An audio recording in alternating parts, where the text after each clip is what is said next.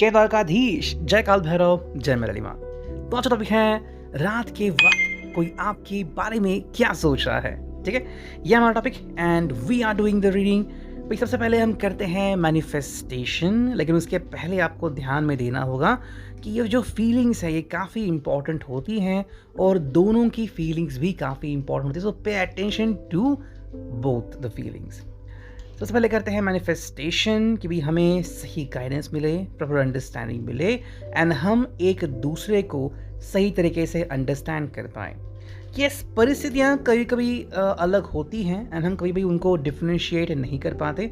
जैसे कि वो यहाँ पे हैं, हम वहाँ पे हैं, तो क्या चल रहा है उनके मन में, कैसे वो अपने आप को हैंडल कर रहा है, कभी कभी ये डिफरेंस लग सकता है। ठीक है, so let's connect with it. तो करते हैं shuffling and we got the tarot over here. हमें चुनने कुछ कार्ड्स, तो देखते हैं हमें क्या रीडिंग मिलती है। ठीक है, सो हम चुन रहे हैं कुछ कार्ड फ्रॉम द टैरो। सिर्फ 5 कार्ड चुनने हैं जो हमने लगभग चुन लिए हैं एंड हम करते हैं प्रेजेंटेशन कि हमें फर्स्ट कार्ड से क्या रीडिंग मिलती है। ठीक है, let's just place the cards on the stand and then we focus on what is the reading going on to be there. ठीक है, जो पहला कार्ड हमें मिला है वो है 10 of wands, Aries, Leo side. Okay भाई, ये है fire side, passion side, power side हम इसे कह सकते हैं।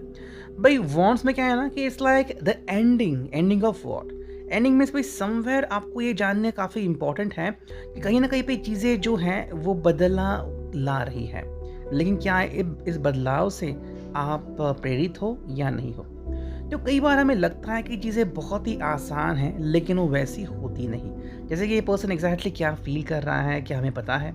अगर नहीं तो क्यों नहीं? ये जिस परिस्थिति से गुजर रहा है, क्या उस परिस्थिति में हम उनका ध्यान दे रहे हैं, हम उनका सपोर्ट कर रहे हैं? अगर हाँ तो ठीक है, अगर नहीं तो फिर कौन इसको सपोर्ट करेगा और कैसे, ये जानना हमारे लिए काफ़ी इम्पोर्टेंट बन सकता है। ठीक है, लेकिन वो फिर भी उसको काउंट करते हैं। ठीक है, तो वही हमारा कहना है, आपका जो रिश्ता है वो कंटिन्यू रहता है।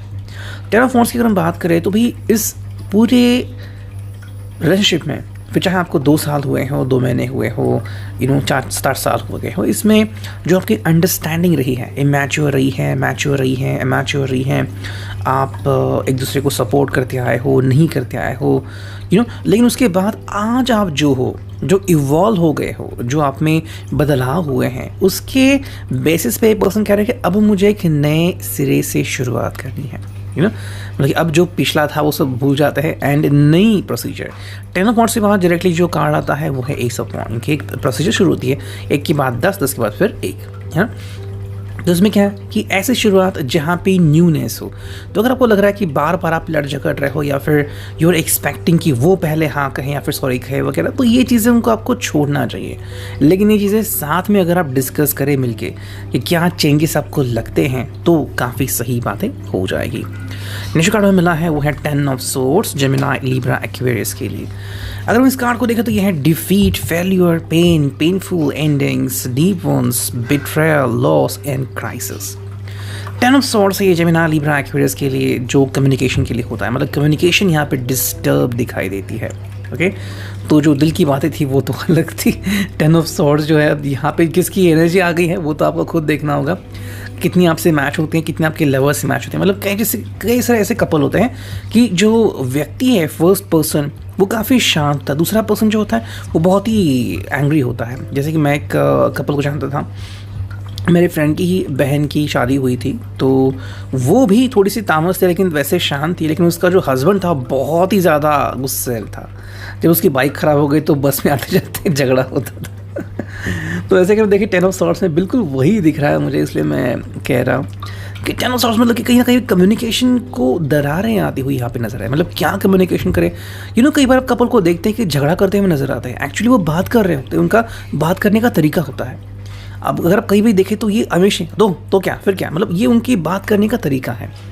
ओके, हम शायद उसे अलग समझे कि क्या बात कर रहे हैं, लेकिन एक्चुअली ये वैसे ही बात करें। तो कहीं ना कहीं पे जो कम्युनिकेशन है वो एंडिंग लेवल पे आ चुका है। यहाँ पे इसको रिस्टार्ट करने की ज़रूरत है। अगर ये रिस्टार्ट नहीं कर रहे हैं तो फिर क्या आएगा यहाँ पे, the other person has to move on, फिर चाहे आपके साथ या आपके परे। नेक्स्ट कार्ड यहाँ पे वही 6 of swords, Gemini, Libra, Aquarius. Again यहाँ पे सॉर्ड्स आ गया, air sign, harmony, sorrow, journey, transition, change, rise of passage, releasing baggage. यहाँ पे आई थिंक एक चीज़ हमें पता चलती है इस कार्ड के थ्रू कि आप दोनों ही एक ही नाव में सवार हैं। मतलब अगर हम रिश्ते की बात करें तो कई बार क्या होता है ना कि दो लोगों की अलग अलग अंडरस्टैंडिंग होती है। मतलब दो लोग कहते तो हैं कि हम साथ साथ हैं लेकिन अलग अलग बोर्ड पे होते हैं। यहाँ पे दोनों ही एक ही बोर्ड पे हो और अब दोनों को ही आगे बढ़ना है। अब यहाँ पे इम्पॉर्टेंट ये है कि आप एक दूसरे को सपोर्ट करें। अगर रिश्ता निभाना है, फॉर एग्जांपल मान लो आप नाव में बैठे, वो भी नाव को चला रहे हैं तो आपको भी नाव को चलाना पड़ेगा। अगर आप नहीं चलाओगे तो क्या हो जाएगा, वन साइडेड ही नाव चलती जाएगी। तो ये भी कहीं पे इम्पॉर्टेंट है। आपको बस क्योंकि आप इनको प्यार करते थे या फिर आपको ये पसंद है, इसका मतलब ये नहीं कि जो चाहेंगे वही होगा। जो सही है वो अगर आप करेंगे तो रिश्ता काफ़ी बेहतर हो सकता है। आई थिंक नाइट टाइम में जो उनकी सोच है कि मैं इतने एफर्ट्स कर रहा हूँ, वो इतने एफर्ट्स क्यों नहीं कर रहे हैं। तो एक क्वेश्चन भी इनके मन में आ सकता है। या फिर अगर आप इतने एफर्ट्स करते हो, इनको दिखते हो, तो खुद को भी क्वेश्चन कर सकते कि भाई ये इतने एफर्ट्स करते तो मैं इतने एफर्ट्स क्यों नहीं कर पा रहा हूँ। दोनों साइड से ये कन्वे हो सकता है। नेक्स्ट हमें कार्ड मिला है वो है टेम्परेंस, ओके, एरीज। तो यहाँ पे आ गया है जो कार्ड वो है सैजिटेरियस, ठीक है।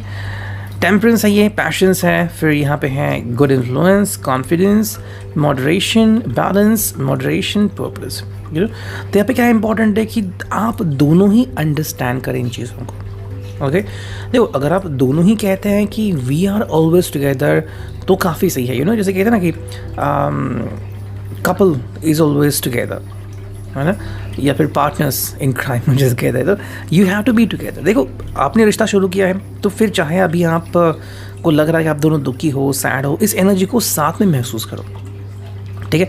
अगर आप भी इनका दर्द महसूस करेंगे कि एग्जैक्टली कहते हो, कई बार कई सारे ऐसे कपल होता है जो जानते ही नहीं कि उनके व्यक्ति के साथ क्या इश्यूज़ है। डिप्रेस्ड है, एंशियस है, उसके कुछ अलग इरादे हैं, उसके कुछ अलग थिंकिंग है, सोच है। तो जब आपको पता चलता है तब आप क्या करोगे, ये काफ़ी इंपॉर्टेंट है। अगर मैं एग्जांपल दूँ तो मान लो अपने कोई महंगा वाला फ़ोन खरीदा, चलो आईफोन ही खरीदा, और आपको एंड्रॉयड की आदत है और जो आपको ऐप चाहिए वो एप्पल में है ही नहीं, तो आप क्या करोगे।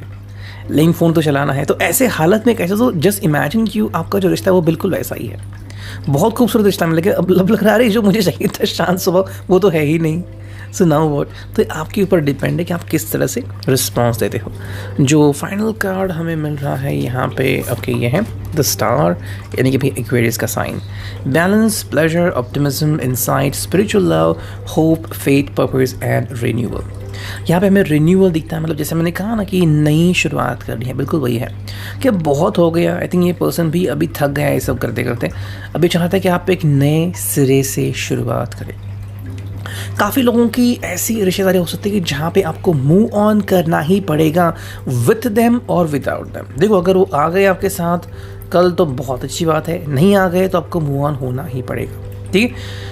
मैं किसी को कंफ्यूज नहीं करना चाहता, ना ही इस झूठी उम्मीद पे रखना चाहता हूँ कि भाई you should stay in this relationship, ठीक है। तो क्या इंपॉर्टेंट है ना कि आपको अपना स्वभाव पता है। जैसे कि कुछ लोग जो होते हैं वो बहुत शक्की किस्म के होते हैं, कुछ लोग बहुत ही क्लेवर होते हैं, कुछ लोग होते हैं जो बहुत पेशेंटली वेट करने होते हैं। मतलब 10 साल तक मैं वेट करूँगा, किसी के लिए 2 मिनट वेट करना भी बहुत मुश्किल होता है। तो ये आपको तय करना है कि आपके लिए अभी फ़िलहाल क्या मैसेजेस यहाँ पे टैरो से कन्वे हो रहे हैं।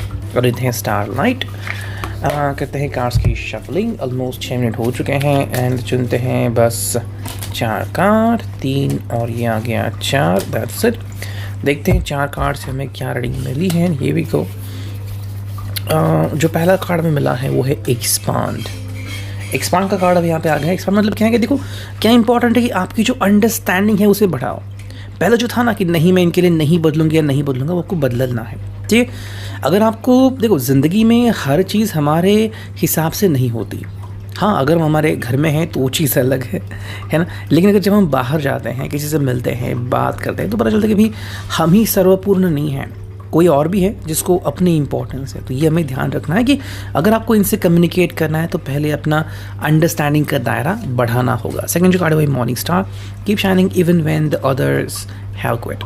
ये काफ़ी इंपॉर्टेंट है। अगर आपको लग रहा है कि रिश्ता बहुत ही एंड तक आ चुका है तो ये आपके ऊपर है। कई सारी जगह पे हमने देखा है कि रिश्ता जो नेगेटिव जाता है वो ऊपर आता है। ये कैसा होता है, अगर इनके मन में चेंजेस आ गए तो तो क्या आप इनके मन में चेंजेस ला सकते हो?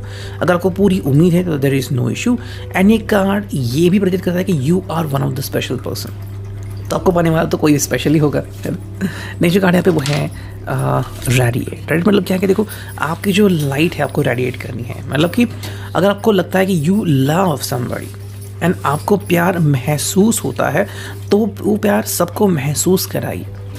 कई बार लोग अपने ही अंदर इमोशंस रखते हैं और बाहर नहीं लाते, फिर वो ट्रबल्सम हो जाता है। देखते हैं अब next card and that's all about the okay. एक फोर्थ कार्ड आ रही है वो है ब्रेक थ्रू। ठीक है, for start to be born it must first collapse, this is not your destruction, this is your birth. तो ये जो कार्ड है ना ये एग्जैक्टली आपकी सिचुएशन को ही कंप्लीट करता है, प्रमाणित करता है।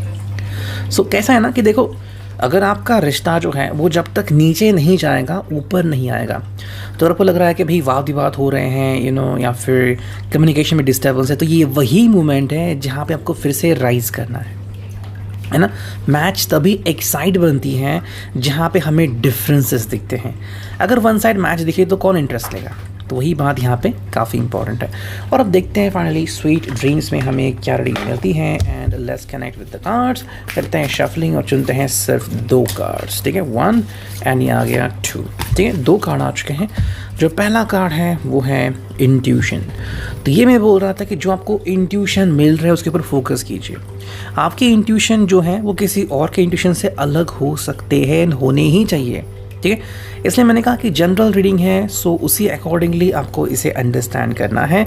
एंड जो सेकंड कार्ड है वो है purpose, my dreams connect me to my purpose. क्या है आपका पर्पस, है ना, ये काफ़ी इंपॉर्टेंट। जैसे कि मान लीजिए कि कई बार रिश्ता बन जाता है लेकिन जल्द ही पता लगता है कि जो दोनों के पर्पस है लाइफ के, मान लो किसी को एक्ट्रेस बनना है और किसी को बिजनेस में सक्सेसफुल होना है, तो दोनों के जो गोल्स हैं वो अलग हैं, तो दोनों साथ में कैसे आ सकते हैं। लेकिन वहीं पे अगर दोनों के गोल सेम है कि नहीं भाई बिजनेस करना है या फिर दोनों को एक्टिंग करनी है, तो फिर ये काफ़ी ईजी बन जाता है ना। तो यही बात यहाँ पे जाननी काफ़ी इंपॉर्टेंट है कि आप दोनों का अगर पर्पज़ अलग है तो डिफरेंसेस आएंगे, लेकिन पर्पज़ अगर सेम हो दैट आई वॉन्ट लव, तो सब कुछ सही हो जाएगा। तो ये आपको पहले कन्फर्म करना है। ये तो reading, I hope it will resonate. Thank you. Take care. Goodbye.